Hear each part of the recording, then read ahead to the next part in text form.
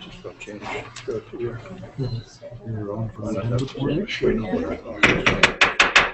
evening, ladies and gentlemen. I'd like to call to order this town council meeting of April 17, 2013. I'd like to welcome everybody in the audience and those on Cyberland. Welcome. And Councillor Hamilton's going to be late. Oh, you're here. Sorry. And first item on the agenda is there's no public hearing. Amendments are adoption to the agenda. We are removing something to administration. Your Worship, can we remove item 7.1 and item 8.1 from the agenda? Thank you. Any additions from council? Not, please raise your hands. Or deletions? Not looking for motion for adoption. Your Worship, I would move to adopt the agenda as amended. All heard the motion? All in favor? Carried. 4.1. Adoption of the April 3rd, 2013 regular council meeting minutes. Your Worship, I have one amendment to make, if I could, on 6.4. Under renewal of electric distribution franchise agreement. At the very end of that discussion, there was a direction to administration that they review the new contract and return with recommendations to council. And I wonder if that could be added into the minutes. Okay. You all heard the addition? Any further? Please add the addition stuff. And I'm looking for... Your Worship, I would move that council adopt the April 3rd, 2013 regular council meeting minutes as amended. You all heard the motion with the addition? All in favor? Carried. 5.1, Citizen of the Month. We have some very esteemed people with us here tonight, and I'd like to go a little bit about them. Ladies and gentlemen, my choice for the January 13, I'm a little late on this. I've been teased by council quite a bit, but my people were on holidays and so was I. So Citizen of the Month grew up in Wadena, Saskatchewan, where he eventually took over the family hardware store from his dad, Steve Banadiga, making him the second generation hardware store owner with over 30 years of hardware experience. This fine citizen of Strathmore was also mayor of Wadena for 8 years. He married his high school sweetheart, Cindy, and together they raised two boys, Logan, a scientist in Hamilton, Montana, and Scott, who is an accountant in Strathmore. In August 2001, he moved with his family to Strathmore. In January 2002, Perry and Cindy Banadiga became the new owners of the Strathmore Home Hardware.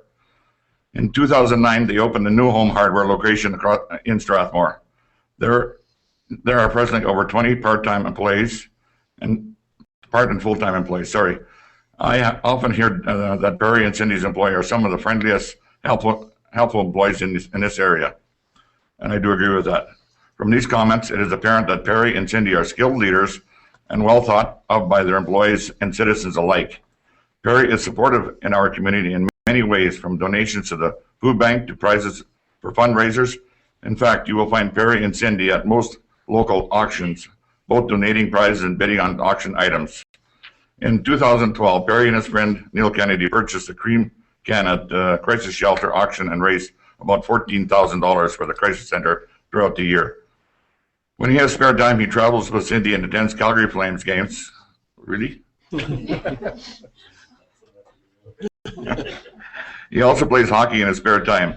Ladies and gentlemen, and my fellow councillors, please help me to welcome and congratulate the Citizen of the Month for January 2013, Mr. Perry Banadiga.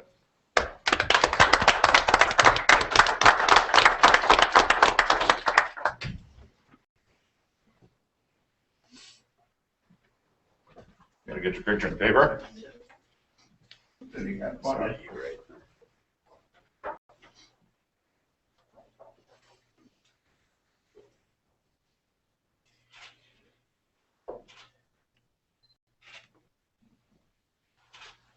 Geez, there's a rose between two trees. You're welcome. Thank you. And you don't have to stay around for the rest of the boring council meeting, but you may have just. It's been a while. Maybe this is for a bit. Okay. Although it's only going to be 10 minutes. There's a rose between two thorns. Yeah, heard it. Motion, please. I'm not supposed to make a motion. I would move that council accept the Perry Monadega as the, was it both? And Cindy? Yes. And Cindy Monadega as Citizens of the Month for January 2013. Thank you. All heard the motion, all in favor? Carried. 5-2, Mr. Wayne Hanson, Alberta Cup. Come forward. Hey, gentlemen. Wayne. Well, I guess I was asked to come in to provide an update as to where we're at. The event is quickly approaching, faster than we can actually believe it's happening. So teams are scheduled to arrive here starting on next Wednesday, with full practices beginning and a full slate of games beginning on Thursday. Preparations are pretty much complete. Hockey Alberta and most of our committee and quite a few volunteers will be on site at the arena starting on Tuesday to get the arena ready. I mean, the town, the staff at the arena has done a fantastic job of getting things done. The banners are hung announcing the event, along with a lot of the Hockey Alberta corporate sponsors. They've been working their butts off in the building, getting it cleaned up and just trying to make it look that much better. So we thank council for their direction, but we also want to thank Kelly and the staff at the Family Center for everything that they've done, because they've gone above and beyond to make sure it's ready to go. Volunteer-wise, we're in excess of 85 volunteers that we have signed up. Like anything else, I mean, we could always use a few more to fill in some gaps, but we'll make her work, and so we're really happy with that. Press box, I understand, Your Worship, you were there today and saw it.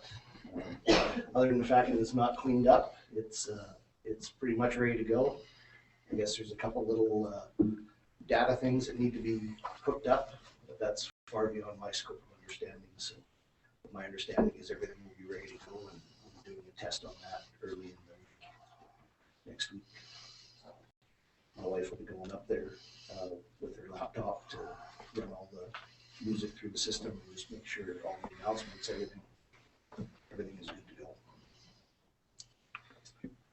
Yes, we were there, and Councilor Sobel and I just went and had a look at it, and quite impressed with the press box. It really looks good and sturdy and strong. I'm not an engineer, but I'm sure an engineer looked at it and was quite impressed with it, except that there's play down in the corner in front of you. It's hard to see, you won't be able to see it.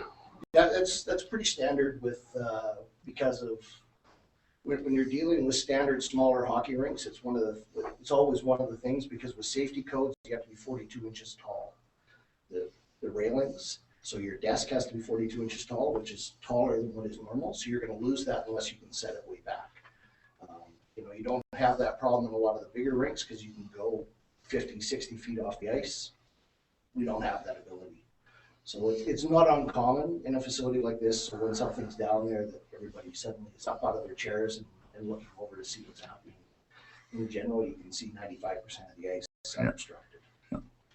Councilor Sobel? Yeah, no, I was impressed with it. It looks very good. I'm quite happy with it. There was a lot of, local companies that have put time, money, materials into it. So we'll be recognizing them throughout the event, to help us out and, try to keep the cost down to the town and to Strathmore Minor Hockey. So we're very thankful for their input. Well, Councilor Sobel didn't want to walk on it with me, but he tried it, and it held it. It was really funny. Some of my fellow board members had the same thought with me. You're good. Yeah. It's good. We're good. Any questions from council? Go ahead. Yeah, through the chair to Wayne, how many people do you anticipate it'll bring to town for these games? Well, our rough estimation, I mean, I attended the event last year in Lethbridge. Um, Not including scouts and parents, they averaged about 350 people per game outside of that scope. So when you add all of that in, we expect each game to have between 700 and 800 people in the building at any one time. So we do expect the building to be strained to its max. That's a lot of people to be moving through there with the washroom facilities and everything else. So, but again, Kelly, and we've met with her and with the staff there, and they'll be on top of it. So we're very confident moving forward that all of those will be looked after. And how many games per day? Thursday and Friday, there are 6 games per day, starting at 8 o'clock in the morning. And Saturday, there are 4 games. And then we have the big banquet on Saturday night, which we have 475 tickets to. And within 10 days, I think, of them going on sale, I think we have 25 left, is what I heard earlier today. So there would be about 4,800 people a day attending these games? correct. Are there any hotel rooms? There's no hotel rooms left in town. In fact, I was talking to two of the hotel rooms, two of the hotel managers today, and they have wait lists for hoping that room nights open up on the Wednesday night as well. Trying to get out here. So, yeah, the town is going to be packed solid. The money that will be rolling in because of the event will be very good for all the industries in town, whether you own whether you own the home hardware, whether you own whatever, it'll be fantastic in town, the number of people that will be here, the restaurants, everything. Sounds exciting. We're very excited, and we're glad to have it for 2 years. It's been a learning experience the first year. Next year will be much smoother.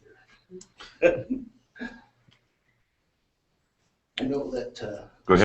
Sorry, I know that once we're done with this, I know that you wanted a bit of an update on what's happening with the UFA Bisons, who I happen to be the general manager of. So if you still want that. Yeah, unless there's other questions. But if there's other questions about the Alberta Cup, I would certainly answer those first. Councillor Rocky, you don't know? Nope, I'm good. Thank you. Okay. Go ahead. Well, no, I had asked Wayne for an update on the Bisons for next year.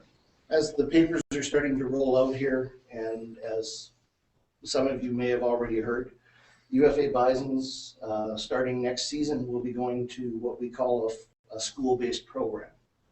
And what that basically means is if you are going to play for the UFA Bisons next year, should you be selected to play on this team, you will be required to attend Strathmore High School. You will be billeted in the town of Strathmore. And the reason for this is twofold. First, for safety, we have kids coming as far away as Canmore that play for this team. Our draw zone is huge. It's the largest draw zone in the AAA Midget Hockey League. So when you have kids and, Tuesday nights we practice at 8 o'clock at night. We're off the ice at 9:15. By the time the kid gets out of the rink and gets home, it's after midnight, and he left school at 3:30 in the afternoon to get here in time for practice and what happens before practice. So it's basically an 8-hour day for those kids. And when you consider that they're on the roads in the middle of winter, safety is paramount, and it just didn't make any sense. So we approached the Strathmore High School probably a year ago just to have initial conversations about whether or not it was something that was even possible, what it would take to get billets inside the school, bring kids into the school system. The high school was very accommodating at walking us through that. Once we started getting serious, there was a gentleman named Dan McDonald had come to our attention as we've been looking for our AAA association. We've been looking for a coach mentor to help mentor our coaches and our players. A gentleman named Dan McDonald came to our attention. This is a gentleman who has coached in the Western Hockey League.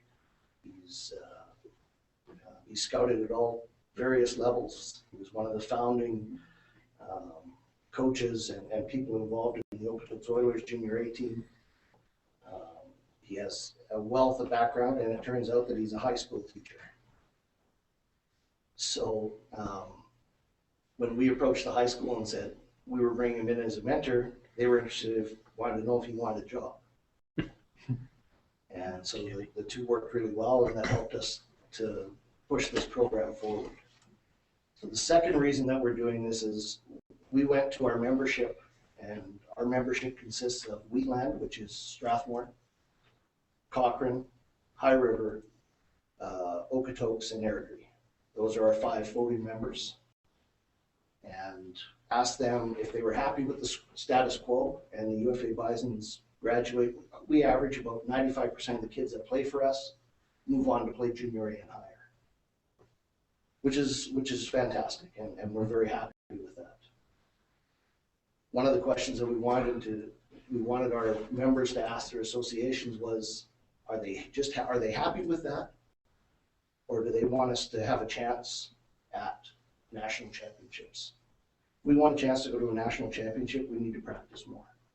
In order to practice more, because of the size of our draw zone, we can't practice in the evening. 1, there's no ice. 2, the wear and tear on the kids. If we could find ice, with the amount that they're traveling, is just unbelievable, and then their school suffers. And school is still a very important aspect of this. So by introducing the school program, we would practice, and the ice times haven't been nailed down yet, but we're looking at practicing from, say, 7:15 in the morning till 8:30. The kids would then go to school, take part as normal students throughout the entire process. When the class was over, we would have team functions, whether it be dry land, video, other things that we would normally do in conjunction with the practice in the evening.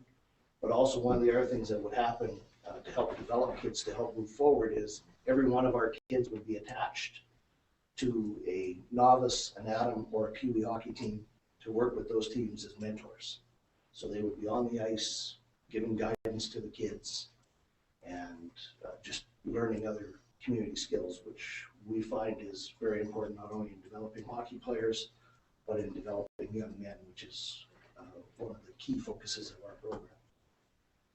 So in a nutshell, that's what's happening with our associations. Have decided that they want to compete at a national level. Red Deer, who's in our league, they're on the ice approximately 10 hours a week. As it stands now, we're on the ice approximately 3. And Red Deer is on their way to their 4th TELUS Cup in 5 years. And there's a reason for that. And it all boils down to time spent together, work, and just the association that you put together. So in a nutshell, that's where we're at with the UFA Bison. So we're very excited to have this program in Strathmore and moving forward with it. Excellent. Thank you. Thank you very much. Yeah. Good. Question? Yeah, Your Worship, through the chair to Wayne, listening to what you just said, can you put to rest, I keep hearing the rumors, the UFA Bison's a very well-respected organization in this town over quite a few years. Are they staying or are they going? We're not going anywhere. Not going anywhere? This is a minimum of a 3-year commitment to the high school and to our coach mentor to get him involved at the high school. I don't know where those rumors come from. Airdrie, even with, I know that part of the talk was, Airdrie just opened up this beautiful new twin facility. Well, it's already overbooked, so they don't have room for us, and they didn't even make provisions in the building for anybody who's been over there to even host their their big teams that they have now to have their own restrooms and whatever. Those provisions were never made in that facility, so it was never even a thought. As long as we know you're staying here. We're not going anywhere. Thank you. Good news. Yeah. Thank you. Any other questions? If not, thank you very much. And we'll accept this as information. Appreciate it. Thank you. Thanks, Yeah. Wayne. Thanks, Wayne. Skip 7.1 and 8.1 and back and 8.2, page 51. Should I always wear my glasses? Media.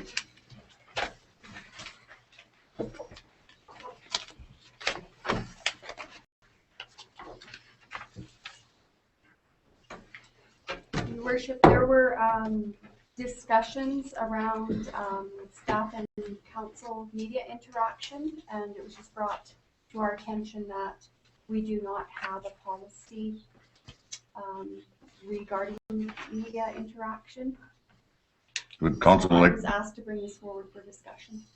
does council feel that we need a media policy?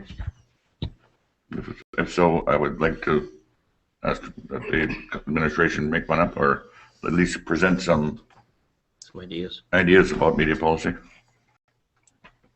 don't know that it's necessary. Okay?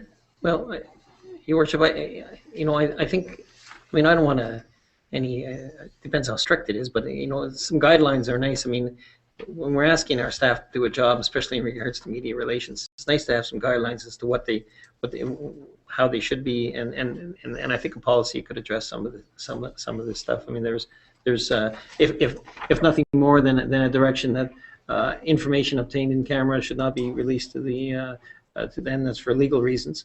I mean, it seems obvious, but it is a parameter that our staff would, I think, appreciate having. So I think it would be great to see a policy come back and at least have it reviewed. I know the other communities have one, so there are some other communities that we can maybe check out if what other communities have and take it from there. Yeah. Absolutely. Thank you. Spring workshop, page 53, 8353. Your Worship, one change on that, Thursday, May 30th is no longer available.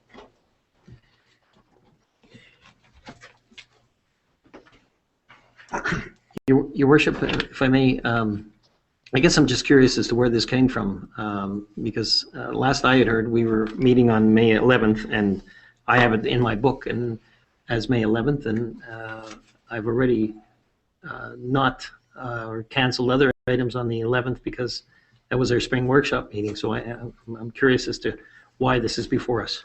There was a couple of councillors that had asked me to put it on the table, and so I did in respect to them. Nothing has to be changed depending on council. Councillor Best? Your Worship, I look at this and I wonder why, as Councillor Sobel, I wonder why we would be changing it, especially going to weeknights when we have other committee obligations.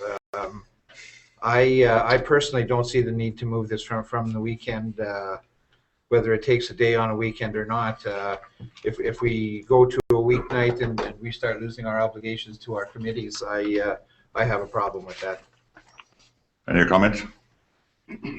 Councillor Field? Yeah, I'd like to see it stay as is on the 11th and on a Saturday or a weekend. I think we're quite efficient when we get together, and there's a real concentrated effort and conversation as far as moving through the budget process. So I would prefer to see it stay on a weekend as well. No other further comments? If not, it looks like Councillor Rocky. Your Worship, being a private business owner in town here, I have to go to great lengths to make myself available on a certain Saturday, and I have done that, and I would prefer to see it stay on the 11th. Thank you. I guess it stays. Do you want to, I'm sorry. Can I say something? Sure, you can. Thank you. Even though it's my wedding anniversary, I want it to stay on May 11th. Happy anniversary. You can bring your wife. Yeah, sure thing.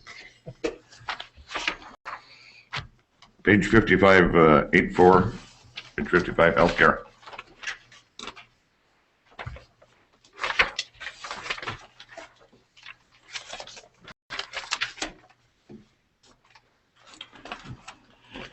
As we know, there's been Does the administration want to comment or first? Your worship, this is just with regard to the long-term care beds at the hospital, the 23 patients being moved over from the long-term care beds at the hospital over to Sagewood. Also, our ambulance service with Widenza and dispatch for both ambulance and fire services. Correct, and as council got a letter that we had sent out to minister regarding our concerns. And also there's a meeting just in the Chuck Mercer room for council and adjoining municipalities at 7 p.m. On the 29th. And AHA and the ambulance are supposed to be there. And we're asking all of council to be there, please. This is critical. The item is extremely important. And we don't want to lose, or we want to see if we can get that wing back in operation for acute care, and also the ambulance servants, the dispatch is critical. We might be losing that also. And please publish this correctly. We might, this is all might at this point. We know that the beds are still available there. So as far as the acute care beds, they will be, wing will be empty at this point, but we're asking that it be filled for acute care. Councilor Rocky? If I might add to this, Your Worship, we have a special Widenza board meeting tomorrow night. Councilor Hampton, you're going to be there? You're not going to be there? Unfortunately, I have to work. I will be at this meeting, and it's already been suggested it could be a 3-hour meeting. We're going to be comparing our 5-year budget with what the Alberta Health Services has, and we're going to find out where the shortfalls are. Are you allowed to bring another councilor? Or? I probably could, yeah, I don't know. I think you'd have to check with Rob. I have to check with Rob, yeah. So it's better to have 2 years. Good. Yeah. If there's another councilor. Through the chair, I believe that through your worship, you can sit in if one of the other councilors. I have a meeting tomorrow night in Calgary with Calgary Regional Planning that is equally as critical. The minister is going to be there. Councillor Best and I, tomorrow? Yeah, Councillor Best and I have Wheatland Housing tomorrow. I don't know if it's okay to send one of us to that and split and send one to the Widenza, but it's so critical. I would appreciate. I'd be willing to go. Okay. Check with Robin and let Pat know. Yep. Thank you. There's a meeting at 6 o'clock too at the Legion Hut. Yeah. No, wait. A meeting at the Legion at 6 o'clock tomorrow for the healthcare. Well, can somebody go to that? I plan on going. Okay. And I'm going, Your Worship, as well. Okay, thank you. So we do have it handled.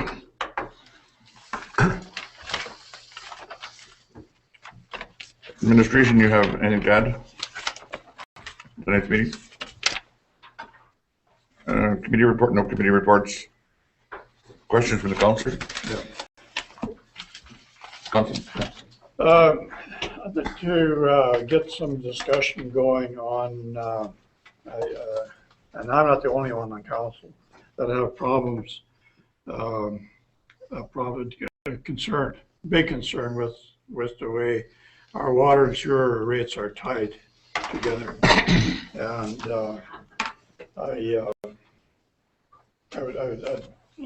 the reason I'm bringing it up tonight is I don't want to just put it on the agenda for the Friday before the meeting and not give Mel and the administration time to come up with some few different scenarios as to what could work and then maybe things that can't work.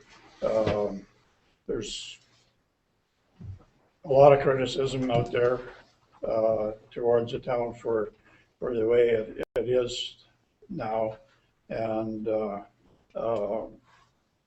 I guess with council support, I would ask that we put it get it added, put on the next agenda for the next public meeting. No problem with me. Any comments, council? while you're doing that, I would also like to put on commercial and residential water meters. I think it's ridiculous that these water meters that are hardly ever used have to be replaced every 10 years. I would also like to add that. Councillor Best. Your worship, I've, for a long time, and since I've been on council, have been a strong proponent of sewer averaging prices, simply for the fact that in the winter months, although pretty much all of your use of the water goes into the sewer, in the summer months, that's not the case.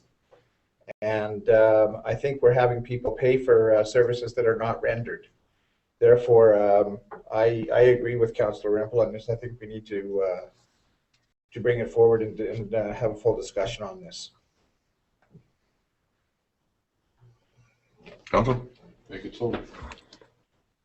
We put that, Councillor Gill? Yeah, I was just going to agree with both the councillors that if anything that we can do to make it a fair way to price, to charge, and to make it so that people understand where their price is going or their cost is going is something that we really have to do, because it is a confusing thing and people are frustrated. I've had comments in the last couple of weeks that have kind of caught me. So I think it's something that we do need to really look at.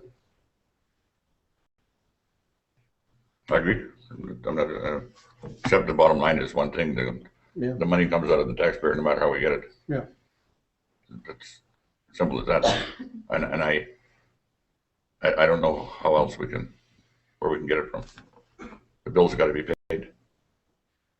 Your worship, are you looking for this at the first council Well, meeting in May, or? Let's go. Through the chair, I would wish that I had indicated something else, but the more I thought about it, the more I would like it. The sooner the better. Would it be possible to put it to the second council meeting Give you more time. in May? Yeah, just because we're doing the. By that time, we already had our spring workshop. I would like Like to. it before the spring workshop? Well, yeah, I would like to come up with a concrete plan that we could implement for this summer, not for next January, Okay. but for starting in June, or whatever of this year. Councillor Best. Your worship, we used to have the averaging prices on the sewers, and I guess there was a problem with software, and that's why it was removed from the books. If it's just a matter of software, I'm sure that there are people out there and people who we also have on our staff who are quite capable of fixing that type of software, or at least coming up with something that will work for the town as far as that goes. Go ahead, Councillor Rocky. No, I can wait. The billing period, there were 30-day billing period starts when? That has already been. Yes. I never look at my bill, so I. And it's not only just 1 month right now, there's still a little bit of a catch up. That's what I thought. That's what I thought. Probably not the next bill, but the following bill should be a regular 1 month. So, with additional charge. It's really not in place yet, totally. Councillor Arnold, Councillor Rocky. Your worship, I'm trying to understand what we're talking about here. Councillor, are we talking about something for the summer? Yes, but all I asked for was that we could have discussion on it at the next meeting. It seems that we're already having it. We already started a discussion on it. Well, if we want to discuss it, that's fine. I don't mind, but I didn't want to, jump on this thing without administration being prepared. And don't get me wrong, I'm not saying it's something the administration has done. It's not something that administration does. It's something that council approved at some point in time in the past. And what I'm looking for is some guidance from administration so the council can make a decision on whether to keep it the same or whether to change it. And all I want to do is give you some lead time to prepare for it. But if your worship wants to discuss it. I think that we need some lead time, or they got to. Oh, yeah. I mean, the administration's got to Yep. kind of open scenarios. Yeah. Councillor Sobel, I apologize. It was your idea about the water meters, so. That's fine. No problem. That was something that I was gonna, I asked the administration to prepare for at the spring workshop. So that's on the on the agenda for spring workshop. But certainly, if it can be done earlier in conjunction with this issue, then we'll just remove it from spring workshop. That's fine. And our point was that some of these commercial businesses, especially who have one washroom, and they have to get this $2,500 water meter changed every 10 years, it doesn't seem fair. I mean, there's not enough water goes through it. So when we got to look at that sort of look at their costs, you know, they get enough costs as it is. The way we should look at it. Absolutely. Yeah, I'm looking for the policy as to what our policy is in regards to commercial meters and why that policy is in place the way it is. That's basically what I was looking for. And the policy does say every 10 years? Yes. We can bring you some information. Yeah, as to why it's 10 or if it should be. Yep. No further questions on this? Not on this. I do have another question for administration, though, Your Worship. Go ahead. If we're done with this issue. Yeah. To administration, I was wondering if if council could get an update on what has been happening in regards to our endeavors to deal with Highway 1 and the persistent accidents that are occurring on that road. So I think Jesse is prepared to respond to that as our CAO is not here. Thank you. Through the chair to Councilor Sobel. Yeah, I guess in terms of the updates, the town did send a letter off to the Solicitor General. Okay. Can you come to the mic because they can't hear on Cyber World? You don't like hearing from the background. No. Invisible body. We did send a letter off to the Solicitor General of Alberta requesting permission to install red light cameras at the intersections throughout town, kind of a stage plan for implementation. Unfortunately, that request was turned down by the Solicitor General, and the major reason that was given was somewhat of a, I guess, an interdependence of technologies and a resistance to having multiple technologies tied into one system. So it was a concern on the functionality of the lights once you throw in a red light system, and who owns which system, if it's owned by the town, and how's that integrated in with the provincial system and things along those lines. So that from the Solicitor General somewhat put an end to, I guess, our discussions around implementing our own solution in red light camera. But we did, since that time, start to brainstorm and discuss other opportunities or other challenges or I guess factors that we are looking at. We had a meeting with the provider for the red light cameras that we were looking at, a company called Metacorp that work with Lethbridge on their red light cameras, and also with the municipality of Coaldale, I believe, as well. And Coaldale had purchased a piece of equipment that they're not currently using, and there's a potential for, it's a mobile piece of equipment. We're looking into whether that may be a potential solution for us to look at using a mobile radar. It's really just a Strictly speed system that doesn't, it's not a red light camera, but it may help with some of the speed implications through town and the safety with the enforcement on the highway as well, in having a mobile radar enforcement tool at our disposal. So we're looking into the potential for us to trial something along those lines. We have been looking into also, there's two different technologies that are in use in the States right now that we've uncovered.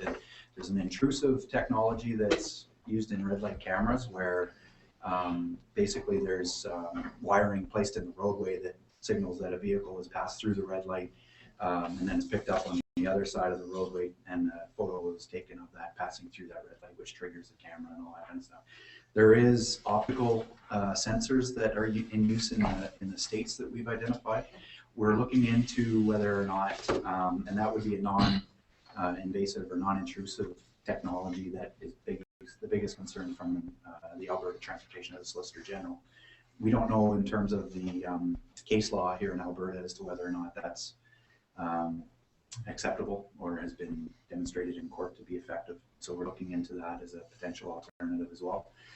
We did approach Alberta Transportation about the infrastructure in the roadway, the lights, to see if maybe there's an opportunity to extend the yellow light. We were concerned about the length of time that it takes for larger vehicles to stop as they approach the lights, and the warning that these vehicles have in approaching the lights, and the braking distance and braking time of some of these vehicles, larger tractor trailers and things along those lines. So we've requested Alberta Transportation to consider extending the yellow light as well as an all red time. Currently what we've uncovered is that there's a 1 second all red, so all directions are red, and that kind of gives vehicles an opportunity to pass through the intersection. But we're wondering, for larger vehicles, should that time be a little longer and give a semi an opportunity to get through the intersection. We've asked about warning lights. We have 2 warning lights currently on the west and east side of town as you come into town, but there are no warning lights through town basically as you pass through town. So we're wondering if there may be an opportunity to install warning lights at each of the intersections to give truckers and vehicles on the highway a heads up that the light is going to change, and a little advance notice to start braking and anticipate that change in the light. We've also inquired as to whether our speed sign, we have a speed sign that we deploy around town indicating the speed of vehicles as they are passing by the sign. We've asked if we could park that on the highway or at the side of the highway to indicate to vehicles what their current speed is and try and engage the drivers to reduce their speed as they pass through town, because it is a major concern with speed, let alone the stopping and basically running over the lights that we've experienced. We did have an injury incident yesterday at the lights at 817 and Highway 1. Ironically, we also had a meeting earlier in the day with the RCMP and the Sheriff's Department to discuss increased enforcement at the intersections through town.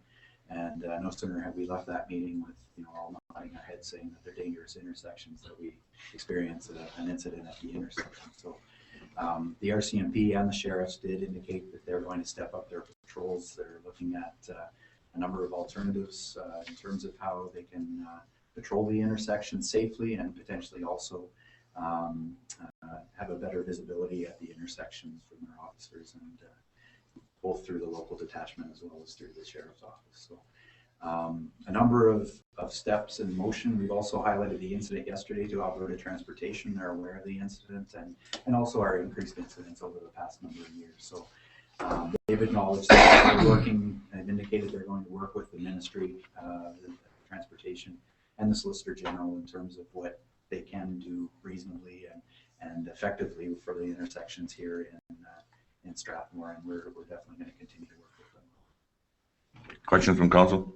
Councilor Hamilton? Just this mobile unit, Jesse, who would be operating that? Would it be the company or whatever? Well, we've indicated that it would be our preference to operate that unit. We've seen other communities and other municipalities in the area that have deployed mobile units that have been operated by providers that maybe haven't worked effectively or haven't been cost effective in that activity. So I think our preference right now is to potentially own or lease and operate that equipment ourselves.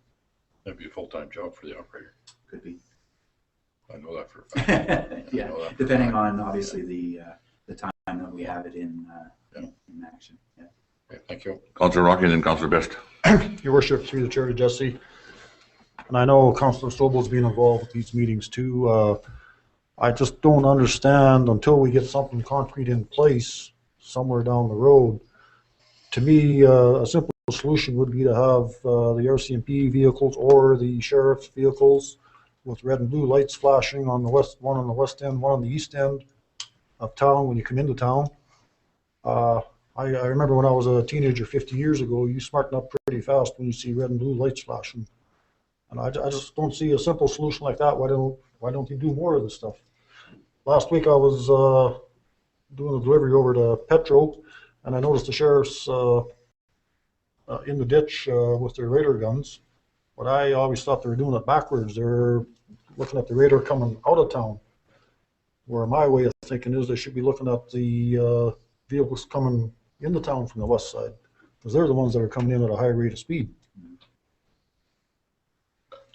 But anyway, it was more than 50 years ago that you were a teenager. I want to know. That issue, by the way, was raised with the sheriffs at that meeting. Councilor Best? Your worship, and Councillor Sobel may have a better answer on this, being that he's been there. We employ 18 RCMP officers in this town. I have a trouble understanding why we can't have better coverage on the highway, especially if it's known how dangerous it is. And I mean, I drive that road every single day, and I have people go by me like it's our rendition of the Daytona 500. And I'm just wondering what the reasoning would be that if we're employing 18 RCMP officers, why we can't have people out there. Well, I don't have an answer. You'd have to ask the detachment commander for that, on that. I know it's not an easy location, safety-wise to patrol. And one thing you don't want to do as a peace officer is you don't want to cause accidents, and that's why it's very precarious. And like on somewhere like Highway 2 or in some areas of Highway 1 where you're very careful on how you enforce laws, and we're into a situation. But nevertheless, I can assure you, Councillor Best, that Sergeant Riley and the traffic services, Corporal Croft of the traffic services in Strathmore, and the sheriff's supervisor, who we had that meeting with, which the mayor was in attendance with yesterday, are fully prepared to commit to this. And I'm going to suggest that you're going to see a lot more enforcement along that road in the near future. Thank you. And out of that, I believe it's, sorry, I may be wrong there, Councillor, I think it's 17, and out of that is 2 or 3 administration. So, and then they got time for, there's leave of absence and all kinds of other factors that insurance. So it ends up being not many policemen after a while. But yeah, I understand it. But no further questions? Not. Thank you very much. Oh, before you go, just one thing. Maybe I don't want to put you on the spot here, but for next meeting, could you give us an update as to what's happening with the water break over the winter, as to where we stand with it and what's last winter for the next meeting? Yep. Thank you.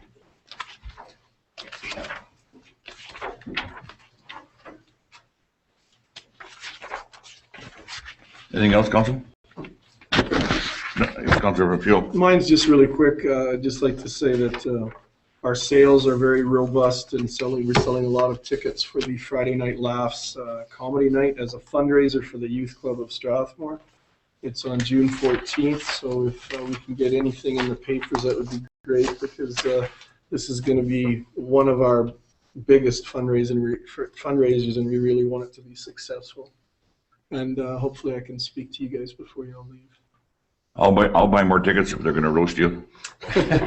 Yeah, it's June 14th. I don't want to be roasted. So. No? And it's at 8 o'clock at the Travel Lodge banquet room. Thank you. I'd just like to note that I got 2 official letters today from Calgary Regional Planning and High River, and High River has officially pulled out in writing from the Calgary Regional Planning. So they're no longer a member. And I'm in heavy negotiations with them. There's a committee set up, and I'm attending next week sometime to see what is really going to happen with Calgary Regional Planning. Thank you very much. If not, no further discussion. Looking for a motion for adjournment. Move to adjourn. All in favor? Carried.